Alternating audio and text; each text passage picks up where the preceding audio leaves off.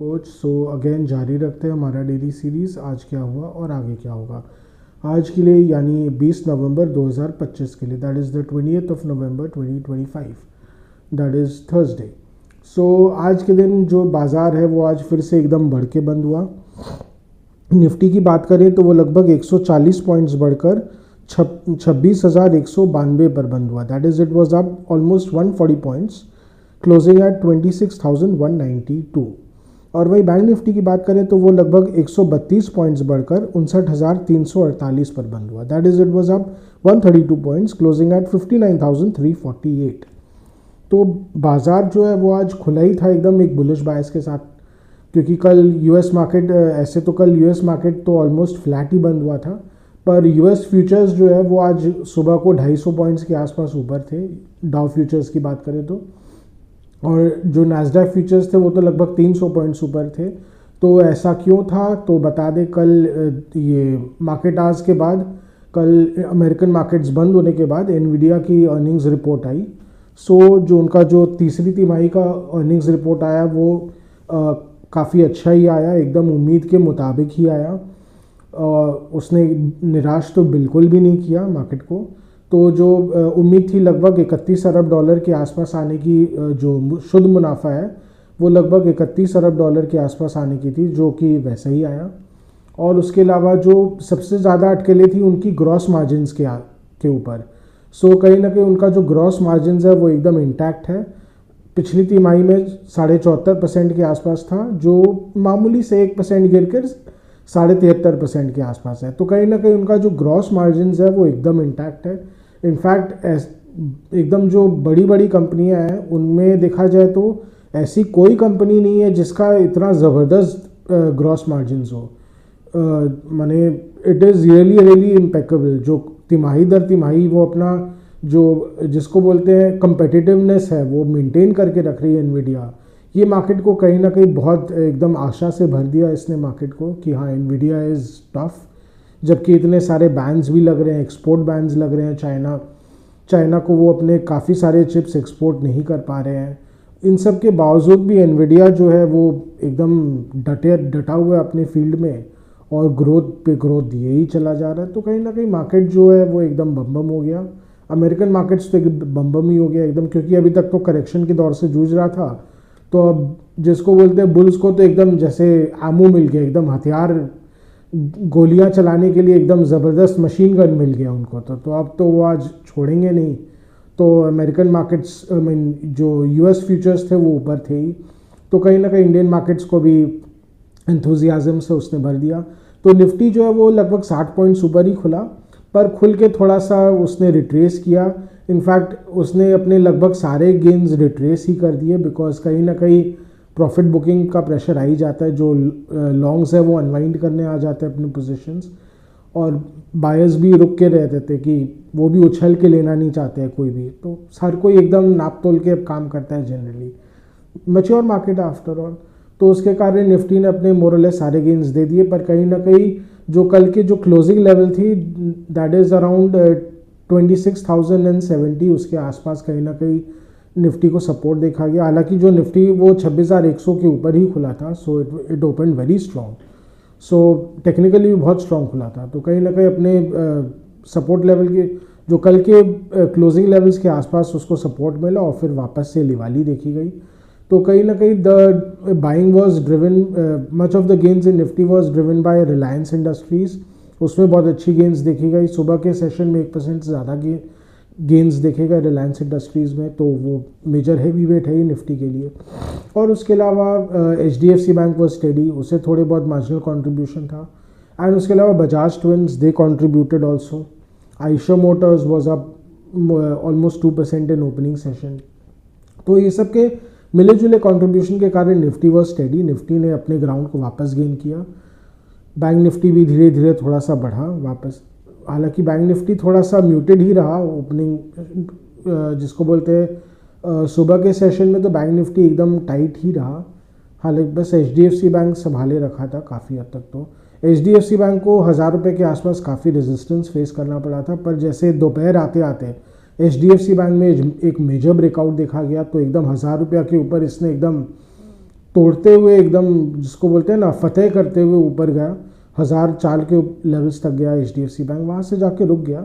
पर कहीं ना कहीं ऑल दिस जो जिसको बोलते हैं ना कहीं बार बार मार्केट को चिंगारी को थोड़ी थोड़ी करके आग मिलती रही पूरे दिन।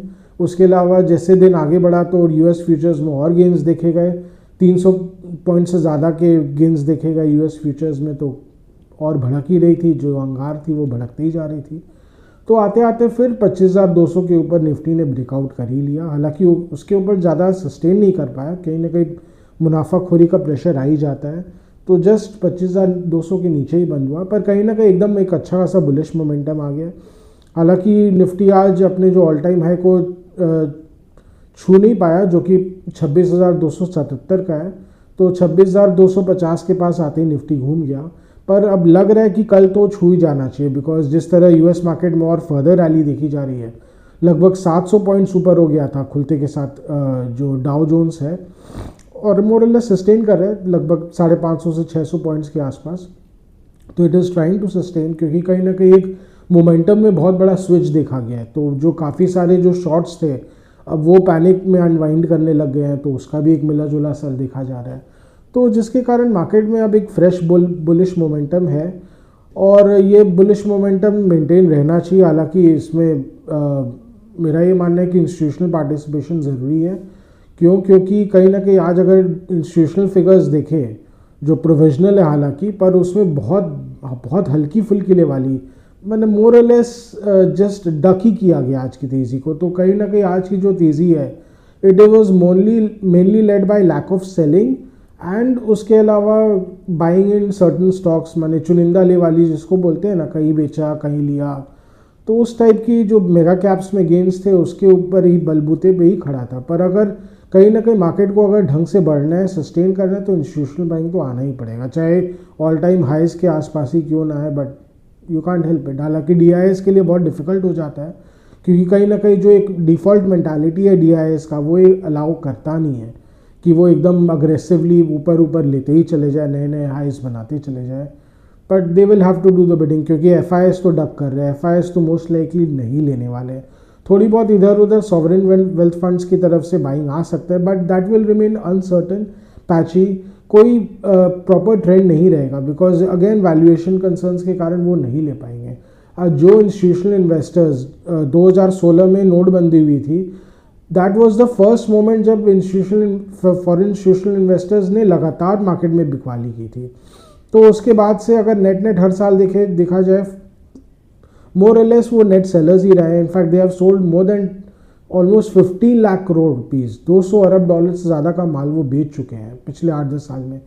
तो वो तब से बेच रहे हैं जब निफ्टी 8,000 के आसपास था, तो अब निफ्टी 26,000 के पास आ गया। तो इतने लो लेवल से जो लोग बेचते आए हैं, it is difficult to expect them कि अब वो एकदम से अग्रेसिवली बाइंग करते ही चले जाएंगे, बहुत डिफ़िकल्ट है, क्योंकि रैशनल अप्रोच जो होता है माइंड का वो ही अलाउ नहीं कर पाता है। कहीं ना कहीं उनको भी रैशनली चलना पड़ता है, उनको भी 4 जगह जवाब देना पड़ता है। तो अब जो हो गया सो हो गया, तो that is one of the reason वो अग्रेसिवली नहीं ले पाएंगे। डोमेस्टिक इंस्टीट्यूशंस को ही आगे आके लेते रहना पड़ेगा। हाँ, उनका लेवाली जो है बहुत क्रिटिकल रहेगा if this current bullish momentum is to sustain, क्योंकि आज जो नेट बाइंग है मोरलेस DIS की तरफ से 800 करोड़ की लेवाली आई है, FIS तो चरनामृत जिसको बोलते हैं 400 करोड़ की लेवाली की, तो मेनली उन लोग वो डक ही कर रहे हैं।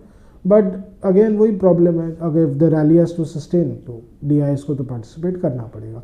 अगर नहीं करते, लगातार अगर डक करते रहेंगे, तो कहीं ना कहीं ये जो रैली है अभी जो फ्रेश बुलिश मोमेंटम है, maybe it will yield Nifty to around 26,500 levels, but ये बहुत फ्रैजाइल हो जाएगा और बहुत मेजर शार्प करेक्शन आ सकता है अगर ऐसा ही उनका स्टैंड रहेगा। हाँ, ये हो सकता है कि शार्प करेक्शन आएगा, फिर उसको आके बोलते हैं ना गिरे हुए भाव में ले लेंगे, क्योंकि उनको तो गिरा हुआ माल पसंद है। वो दीवार पिक्चर की तरह जिसको बोलते हैं अमिताभ बच्चन का जो डायलॉग था ना, मैं फेंके हुए पैसे नहीं उठाता, पर DIS तो बोलते हैं मैं फेंके हुए माल में ही उठाता हूँ, तो वो वही वाली बात हो जाती है। तो यही एक साइकोलॉजिकल मार्केट में जो प्ले चल रहा है, तो कहीं ना कहीं। और उसके अलावा mid caps and small caps, हालांकि उन्होंने मार्केट में पार्टिसिपेट नहीं किया। अगर आप मिड कैप 100 और स्मॉल कैप 250 को देखें तो एकदम ऑलमोस्ट फ्लैट थे। Mid cap was very marginally up, small cap was marginally down. Small cap में तो हमने बोला ही था कहीं ना कहीं प्रेशर है, बहुत सारे ऐसे स्टॉक्स हैं इनमें जो रिसेंटली लिस्टेड है 4-5 साल में और उनके वैल्यूएशंस बहुत ज़्यादा ब्लोटेड हो गए थे, तो अभी भी उन पर करेक्शन प्रेशर जारी है। बहुत सारे ऐसे स्टॉक्स हैं, रियल एस्टेट सेक्टर के स्टॉक्स हैं जो अभी भी करेक्शन प्रेशर से जूझ रहे हैं, तो कहीं ना कहीं वहाँ पे तो प्रॉब्लम है। मिड कैप्स में भी कहीं ना कहीं ये प्रेशर इसलिए आ रहा है क्योंकि कहीं ना कहीं जो रिसेंटली लिस्टेड स्टॉक्स है वो बहुत ज़्यादा भाग गए थे, जैसे ग्रो में तो मालूम ही होगा कहीं ना कहीं भाग गया था बिकॉज ऑफ शॉर्ट स्क्वीज, तो अब इसमें करेक्शन देखा जा रहा है, तो कहीं ना कहीं उसका भी एक सटल असर हो सकता है कि इन्वेस्टर्स जो है वो थोड़ा सा हाथ हटा के बैठे हैं मिड कैप्स के प्रति। तो मेनली ये अभी हो सकता है मेगा कैप्स में ज़्यादा फोकस रहे, पर कहीं ना कहीं अगर मेगा कैप्स बढ़ते रहेंगे तो मिड कैप्स में उसका एक सेंटिमेंटल असर आएगा ही, and they will be most likely force to participate, क्योंकि वो भी ऑलमोस्ट ऑल टाइम हाई के पास ही है। अगर मिड कैप्स की बात करें 61,000 के लेवल्स के आसपास चल रहे हैं मिड कैप 100, तो दे विल पार्टिसिपेट लेटली और सो कहीं ना कहीं वहाँ से मार्केट को भी कहीं ना कहीं रिलीफ मिलते रहेगा। एंड कहीं ना कहीं ऑफकोर्स हाँ, म्यूचुअल फंड्स के जो रुझान हैं कहीं ना कहीं mid caps and small caps जो हाई बीटा वाले जितने भी स्टॉक्स हैं उनमें रहता है, तो कहीं ना कहीं सपोर्ट तो उनको मिलता ही रहेगा। सो ओवरऑल रुझान तो यही तक है अभी, जहाँ तक लग रहा है नेक्स्ट वीक तक अगर बुलिश मोमेंटम रहेगा तो 26,500 तो कुछ नहीं है, बट लेट्स सी कितना ये करंट रैली सस्टेन कर पाता है। It will all depend on again institutional buying, domestic institutional buying to be more precise. So आज का डेली व्लॉग यहीं तक रखते हैं। आशा करें कि आपको हमारी डेली व्लॉग्स अच्छी लग रही हो। Do like share and subscribe to our channel, do hit the bell icon for regular update on our videos. उसके अलावा अगर आपको कोई स्टॉक स्पेसिफिक क्वेरीज हो या कुछ फाइनेंशियल मार्केट्स के बारे में कुछ जानना हो तो please write in a comment section, we will get back to you and help you in any way possible as much as possible. And उसके अलावा अगर आपको कोई आपको सजेशंस देने हो या फीडबैक देना हो तो please write. Your suggestions feedbacks are important for us, they are motivating for us, and उसके अलावा they help also in a way to create newer content और बेटर कॉन्टेंट। सो आज के लिए थैंक यू।